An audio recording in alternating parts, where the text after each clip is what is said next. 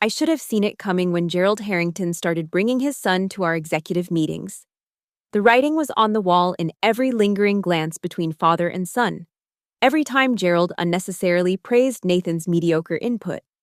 Every time my ideas were suddenly Nathan's ideas in the meeting minutes. But I was too busy proving my worth to notice I was being set up for replacement. My name is Samantha Mitchell. And until 3 months ago, I was the chief marketing officer at Pinnacle Ventures, a mid-sized investment firm that I helped build from the ground up over 8 years. 8 years of missed birthdays, canceled vacations, and 3 a.m. strategy sessions. 8 years of my life poured into making Gerald Harrington's company a success. And it took exactly 7 minutes in his office for him to throw it all away. "We're restructuring the executive team," Gerald had said, not quite meeting my eyes.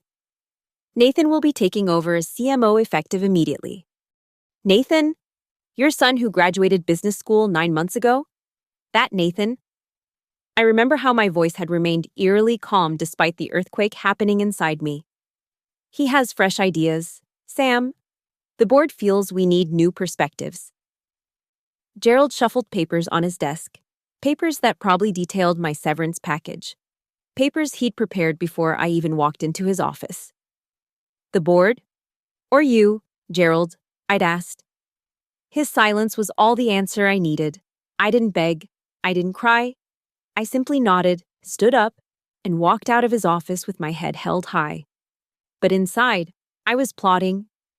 Because if there's one thing I learned in my 8 years at Pinnacle Ventures, it's that revenge, like the best marketing campaigns, requires perfect timing, strategic thinking, and an intimate knowledge of your target's weaknesses. And Gerald Harrington's weakness was sitting in my office, already measuring for new curtains. Little did I know that my revenge would come not through my own machinations, but through the very person meant to replace me. Sometimes life has a wicked sense of humor that way. This is not just a story about corporate betrayal. This is a story about legacy, what we build, what we leave behind, and what happens when we confuse nepotism with succession planning. This is the story of how Gerald Harrington lost everything by trying to keep it all in the family. And it all began with a coffee meeting I almost canceled. The first week after being fired was a blur of emotions: anger, betrayal, disbelief. They cycled through me like a particularly vicious carousel. I couldn't sleep, couldn't eat, spent hours staring at my LinkedIn profile, wondering how to update it without screaming, "Replaced by the boss's incompetent son," in the experience section. I was sitting in my apartment on day 9 of unemployment, still in my pajamas at 2 p.m., when my phone buzzed with a text from an unknown number. "It's Nathan Harrington. Can we meet? Urgent. Tomorrow, 10 a.m., Brood Awakening on 7th. My first instinct was to throw my phone across the room. My second was to write a scathing reply. My third, and the one I acted on, was curiosity. What could possibly be so urgent that Nathan Harrington, the person who now had my job, my office, and apparently my phone number, needed to meet with me? I almost didn't go, almost texted to cancel 3 separate times. But something, perhaps the marketeer in me that always needs to know the whole story, pushed me to shower, put on my second-best power suit, because my best one felt too much like trying, and head downtown to Brood Awakening. Nathan was already there when I arrived, sitting at a corner table with 2 coffees. He looked nothing like the confident usurper I'd built up in my mind.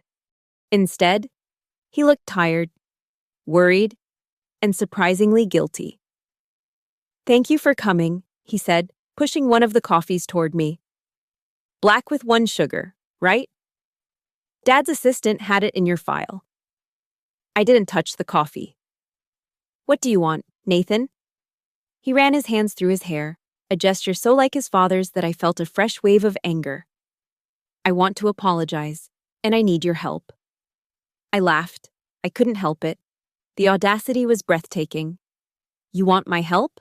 After taking my job?" "I didn't want your job," he said quietly. "Dad never gave me a choice.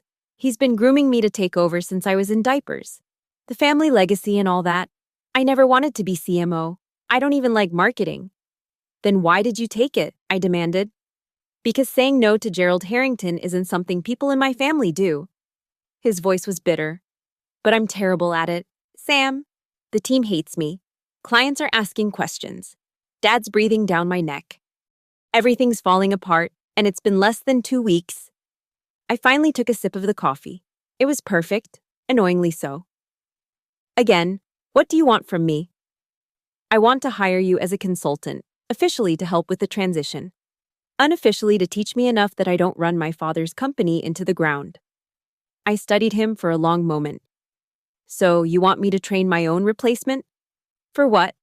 A consulting fee that's a fraction of my former salary? Nathan leaned forward. No, I want you to help me survive long enough to execute my exit strategy. That caught my attention. Exit strategy? I never wanted to work for my father. I have my own ideas, my own projects, but I need experience, connections, and capital. I thought I'd have to stick it out at Pinnacle for years, but now... He took a deep breath. Now I'm thinking there might be a way for both of us to get what we want. And what exactly do you think I want? His eyes met mine, surprisingly shrewd for someone I'd dismissed as merely a nepotism case. The same thing anyone wants when they've been betrayed: vindication. I sat back, intrigued despite myself. I'm listening. That coffee meeting changed everything. What began as a reluctant agreement to help Nathan survive his first month as CMO evolved into something much more significant, as I guided him through the basics of the role. I discovered that while Nathan had no passion for marketing, he had a brilliant mind for product development and genuine innovation, talents his father had never bothered to notice. And he had ideas. Big, disruptive ideas that made my marketeer's heart race with possibilities. The problem with investment firms like Pinnacle, Nathan explained one evening as we worked late in my apartment, takeout containers scattered across my dining table, is that they're still operating on an outdated model. They're accessible only to the ultra-wealthy. The processes are opaque, and the fees are ridiculous. Your father would say that's the point, I replied, remembering Gerald's frequent rants about keeping the riffraff out of his exclusive client base. Exactly. And that's why someone needs to disrupt the industry. Nathan's eyes lit up as he talked, more animated than I'd ever seen him at Pinnacle. Imagine a platform that democratizes investment opportunities, transparent processes, reasonable fees, accessible education, and a community-driven approach. It could change everything. I raised an eyebrow. That's your exit strategy? Starting a competitor to your father's firm? Not just a competitor. Nathan grinned. A revolution. But I can't do it alone. I need someone who understands branding, who knows how to position something revolutionary in a traditional market, someone who has the connections and experience to help me build credibility. Someone like me, I said slowly, the pieces falling into place. Someone exactly like you. He hesitated. Look, I know my father treated you terribly. You have every right to tell me to go to hell. But we could build something amazing together. Something that would make Pinnacle look like a dinosaur. I should have said no. Should have remembered that this was Gerald Harrington's son sitting across from me, proposing that I help him compete with his own father. It was messy, potentially unethical, and definitely complicated. But as Nathan laid out his vision, I felt something I hadn't felt since Gerald called me into his office 3 weeks earlier. Excitement, purpose, and yes, the delicious possibility of showing Gerald exactly what he'd thrown away. If we do this, I said carefully, we do it right. No shortcuts, no ethical gray areas. We build something legitimate that succeeds on its own merits. Absolutely, Nathan agreed quickly. Though the fact that it would drive my father crazy is definitely a bonus. I laughed, my first genuine laugh in weeks. Let's call it fringe benefit. And just like that, Equitable Financial was born. For the next 2 months, I continued consulting for Nathan at Pinnacle while we secretly developed our business plan. During the day, I'd teach him just enough to keep Gerald from getting suspicious. At night, we'd work on our vision for Equitable, drafting business plans, researching competitors, and identifying potential investors who might be interested in backing a disruptive new player in the investment space. Nathan was still miserable at Pinnacle, but now he had an end date in sight. 2 more months. He'd text me on particularly bad days. Just need to learn enough and make enough connections. Meanwhile, I was using my industry contacts to quietly feel out interest in our concept. The response was overwhelming. It seemed Nathan wasn't the only one who felt the investment world was due for disruption. One evening, as we were finalizing our investor pitch deck in my apartment, Nathan received a call from his father. "Yes, Dad." "No, I haven't forgotten the Westlake meeting." Nathan rolled his eyes at me as Gerald's voice buzzed from the phone.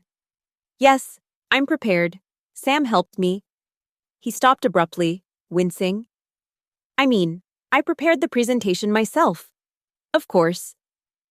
When he hung up, his expression was dark. "He still thinks you're just helping with the transition. He told me to stop relying on you so much." "Are you going to tell him? About Equitable?" I asked. Nathan stared at his phone. "Not until I have to. He'll try to stop us. Probably threaten to disinherit me." "Would that matter to you?" It was a question I'd been wanting to ask. "A year ago?" "Maybe." He shrugged. "Now?" "I'd rather build my own legacy than inherit his." It was moments like these that reminded me that despite sharing Gerald's DNA, Nathan was fundamentally different from his father. Where Gerald was controlling and traditional, Nathan was collaborative and forward-thinking. Where Gerald valued legacy and appearances, Nathan valued innovation and authenticity. It made me wonder how different things might have been if Gerald had actually taken the time to know his son rather than trying to mold him into a miniature version of himself. The plan was simple. Nathan would continue at Pinnacle for another month while we secured initial funding. Then he would resign. We would launch Equitable officially. And Gerald would find out about our partnership when the press release went out. It was a good plan. Solid. Reasonable. It lasted exactly 3 more days. The catalyst was the Westlake account, a $50 million client that Gerald had been personally courting for months. The meeting Nathan had mentioned on the phone was supposed to be a formality, the final step before Westlake signed with Pinnacle. I had helped Nathan prepare a conservative, traditional presentation, exactly what Gerald would expect. But at the last minute, Nathan made a decision that would change everything. "I couldn't do it, Sam," he told me that evening, showing up at my door with a bottle of champagne and a wild look in his eyes. "I couldn't sit there and sell them the same old Pinnacle package knowing what we're building with Equitable would be so much better for them." My blood ran cold. "What did you do?" "I pitched them Equitable instead." He was grinning like a madman. "Told them all about our vision for transparent, accessible investment opportunities. Showed them the preliminary platform designs we've been working on." "You did what?" I nearly shouted. "Nathan, Equitable doesn't even exist yet. We don't have funding. We don't have a team. We have Westlake," he interrupted, popping the champagne cork. "They want to be our first client. They're prepared to move their entire portfolio to us as soon as we launch.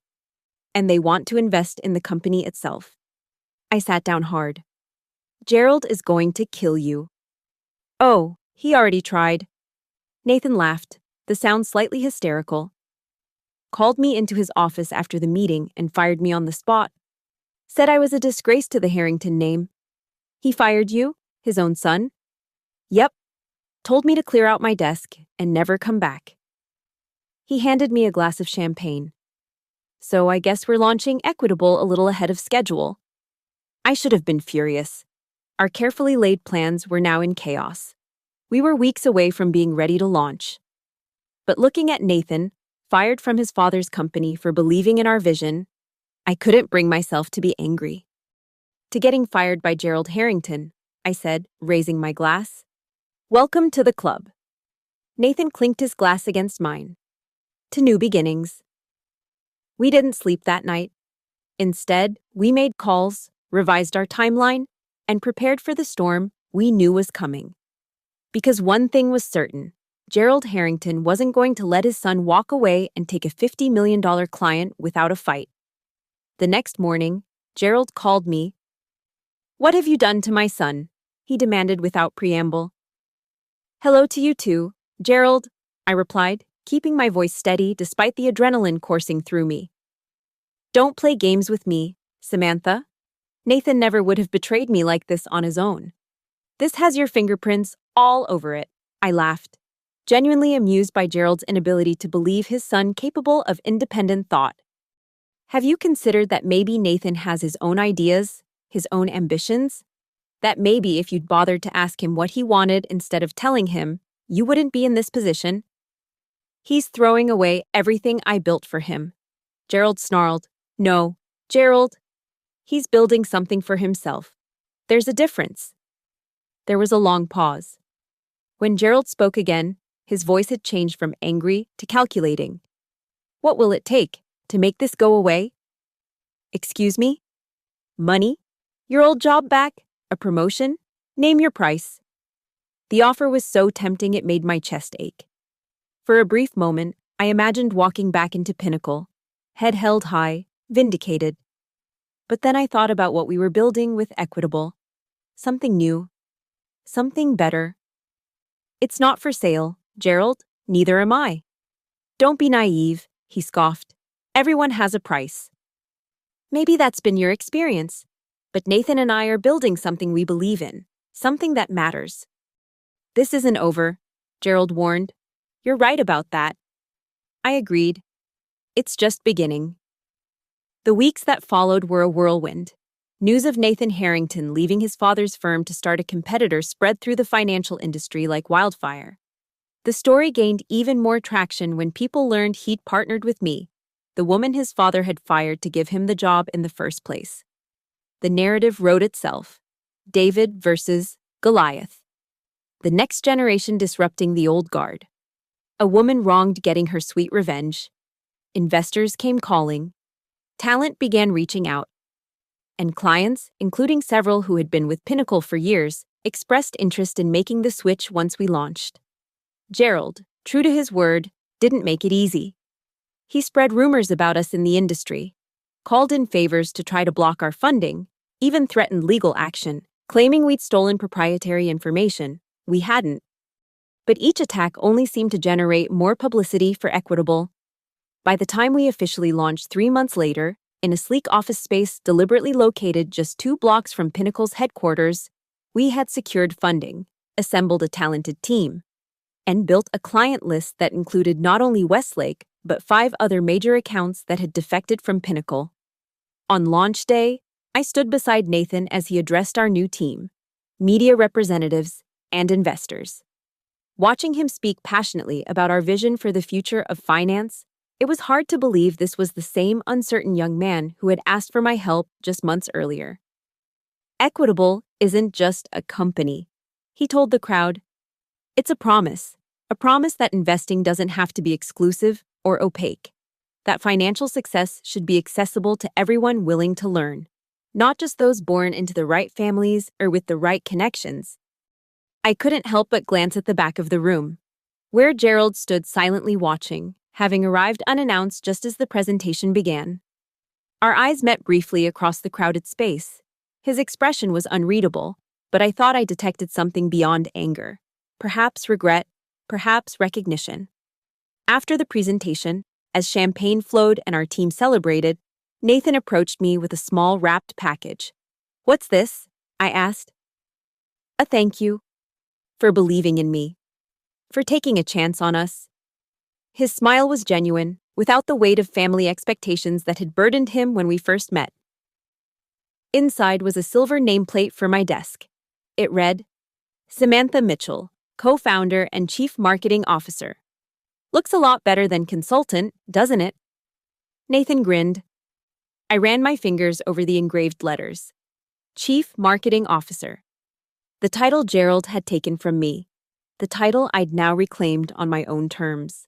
"Much better," I agreed. As our guests mingled and networked, I noticed Gerald making his way toward us.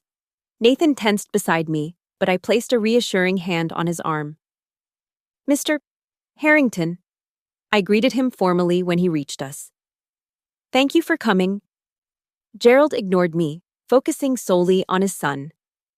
Impressive presentation. Your mother would have been proud. Nathan blinked, clearly surprised by the compliment. Thank you. You could have done the same at Pinnacle, Gerald added, a hint of accusation in his tone. I would have given you the resources. But not the freedom, Nathan replied quietly. Not the chance to build something that's truly mine. Gerald's jaw tightened. You threw away your inheritance, your legacy. No. Dad. Nathan's voice was firm, but not unkind. I'm building my own legacy, just not the one you planned for me. For a moment, I thought Gerald might argue further. Instead, he reached into his pocket and pulled out a business card, handing it to Nathan. When this little venture fails, and it will, my door is always open. You're still my son. With that, he turned and walked away without acknowledging me. Nathan stared at the card in his hand, then surprised me by laughing. You know what's funny? For the first time in my life, I'm not afraid of disappointing him, because I'm finally doing something I believe in. I squeezed his shoulder. And you're good at it. Really good. We're good at it, he corrected me. Partners, remember? As I looked around at what we'd built, the eager team, the innovative platform, the future stretching out before us, I realized something important. What had started as a revenge plot had evolved into something much more meaningful. Yes, watching Gerald's face as he realized what he'd lost was satisfying. But the real victory wasn't in proving him wrong. It was in proving ourselves right. 6 months after our launch, Equitable Financial was thriving. Our client base had grown exponentially.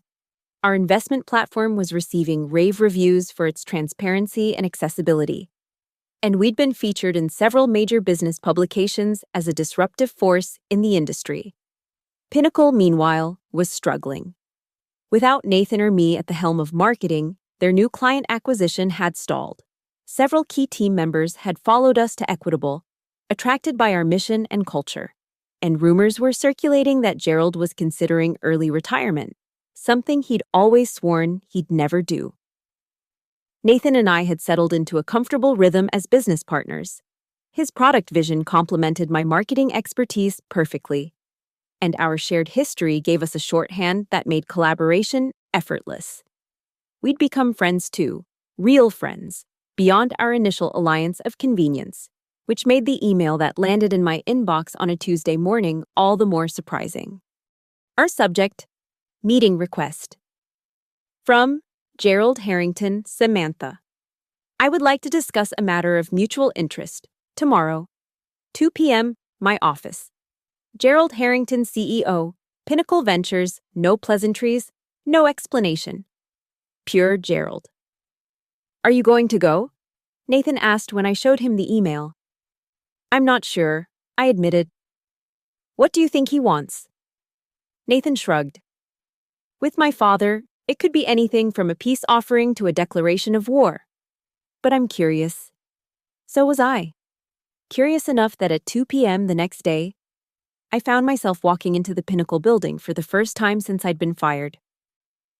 The receptionist, new, someone I didn't recognize, directed me to Gerald's office with a politeness that suggested she had no idea about our history. The office looked exactly the same. Same expensive furniture, same strategic arrangement of industry awards, same view of the city.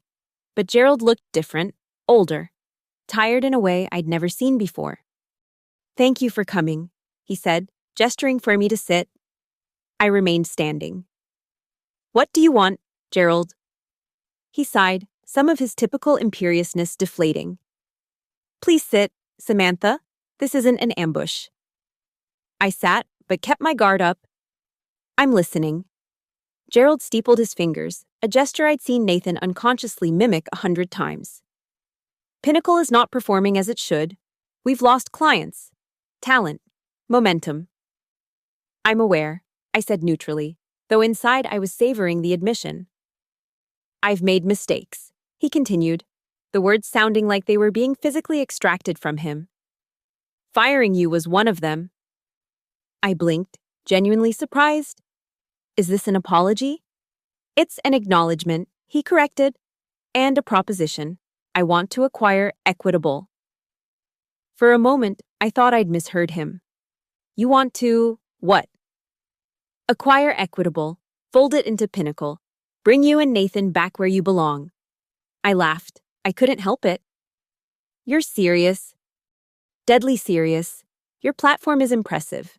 Your growth trajectory is remarkable. Together, we could dominate the market. And who would run this combined entity? I asked, already knowing the answer. I would, of course, with you and Nathan in key leadership roles. Of course, Gerald could admit mistakes but couldn't imagine a world where he wasn't in charge. No, I said simply. Gerald frowned. You haven't heard the offer. I don't need to. Equitable isn't for sale. Everyone has a price, Samantha. You said that before. It wasn't true then either. I stood up. Is that all? Gerald's expression hardened. Nathan is my son. This is his birthright. Nathan is your son. I agreed. But Equitable is his creation. There's a difference. He'll come around eventually. Blood is thicker than water. I smiled, feeling a strange pity for this man who understood so little about his own child. You still don't get it, do you? Nathan didn't leave because of me.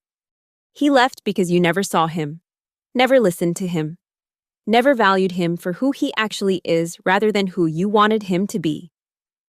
Gerald's face flushed. I gave him everything. Except respect, I said quietly. Goodbye. Gerald. As I walked out of Pinnacle for the second and what I suspected would be the final time, I felt lighter somehow. The anger and resentment that had fueled me for so long had transformed into something else. Not forgiveness, exactly, but perspective. Gerald had fired me to promote his son. His son had quit to work with me, and together, we'd built something neither of us could have created alone. It wasn't the revenge I'd initially imagined. It was better. When I told Nathan about Gerald's acquisition offer, he wasn't surprised. Classic dad move, he said. If you can't beat them, buy them. You're not tempted? I asked. It would be a validation of sorts. Nathan shook his head. I don't need his validation anymore. I have the quarterly reports for that. He grinned, referring to our steadily growing revenue numbers. Besides, he added more seriously, going back to Pinnacle would mean becoming what he wants me to be again. I like who I'm becoming here, with you, with our team. I understood completely. The person I'd been at Pinnacle, always striving for Gerald's approval, always proving my worth, felt like a different version of myself now. At Equitable, I wasn't fighting for recognition. I was creating something meaningful, on my own terms. What do you think he'll do next? I asked. Nathan considered this. He's not used to hearing no. He'll either come at us harder or... He trailed off. Or what? Or he might finally realize that he's lost. Not just the business battle, but me. There was a sadness in Nathan's voice that reminded me of something I sometimes forgot. Despite everything, Gerald was still his father. And on some level, Nathan still cared about his approval, even as he'd learned to live without it. I'm sorry, I said sincerely, about your relationship with him. Nathan shrugged, but I could see the hurt behind his casual gesture. Some legacies aren't worth preserving. We're building something better. 1 year to the day after I was fired from Pinnacle, Equitable Financial moved into new headquarters, a modern, open-concept space that embodied our values of transparency and collaboration. Our team had grown to 50 people. Our client base had quadrupled. And our approach to democratizing investment opportunities had begun to influence the industry as a whole, with several established firms launching similar initiatives to remain competitive. We held a party to celebrate the anniversary and the move. As champagne flowed and our team celebrated, I found myself standing with Nathan on the rooftop terrace, looking out at the city skyline. Did you ever imagine this? Nathan asked, gesturing at the vibrant company we'd built. When my father fired you? Never, I admitted. I was too busy plotting petty revenge to envision something this big. Petty revenge like helping his son start a competing company? Nathan teased. I laughed. Something like that. We fell into a comfortable silence, watching the sunset paint the sky in brilliant oranges and pinks. I saw my father yesterday, Nathan said suddenly. Had lunch with him. I turned to him in surprise. You didn't mention that. I wasn't sure how it would go. He swirled the champagne in his glass. He's selling Pinnacle, retiring for real this time. Wow. The news was stunning. Gerald Harrington without Pinnacle was like imagining a fish without water. How do you feel about that? Nathan considered the question. Sad, in a way. Pinnacle was such a huge part of my childhood. Every dinner conversation, every family vacation, every milestone, it was always there, like another sibling. He paused, but also relieved. Maybe without the company between us, we can figure out how to just be father and son. I hope so, I said sincerely. For both your sakes. He asked about you, Nathan added. Wanted to know if you were still as formidable as he remembered. I smiled. And what did you tell him? I told him you were twice as formidable now that you're building something you believe in. Nathan's eyes twinkled. I think he almost smiled. As the party wound down and our team dispersed, I found myself alone in my new office. On my desk sat the silver nameplate Nathan had given me a year earlier. Samantha Mitchell, co-founder and chief marketing officer. Beside it now sat a small framed photo from our launch day. Nathan and me, champagne glasses raised, grinning like we'd pulled off the heist of the century. In a way, we'd stolen back our futures from Gerald Harrington's carefully laid plans. My phone buzzed with a text from Nathan. Dad just called. Asked if we'd consider keeping the Pinnacle name somehow when we inevitably take over the world. Progress? I smiled and typed back. Baby steps. Or we could just name our first investment fund after him. The Gerald Harrington Memorial Fund for Disrupting Outdated Business Models. Nathan's reply came quickly. Perfect revenge, subtle but devastating. I laughed out loud in my empty office. It wasn't really about revenge anymore. It hadn't been for a long time.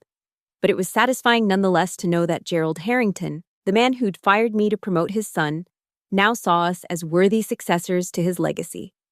A legacy that, ironically, would have died if he'd gotten his way. Sometimes the best revenge isn't destroying what someone loves. It's building something better to replace it. And sometimes, the person who wronged you turns out to be the unwitting catalyst for the best chapter of your life.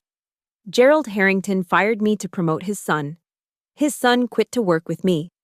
And together, we built a legacy that neither of us could have imagined alone, one that would long outlast the man who accidentally made it all possible.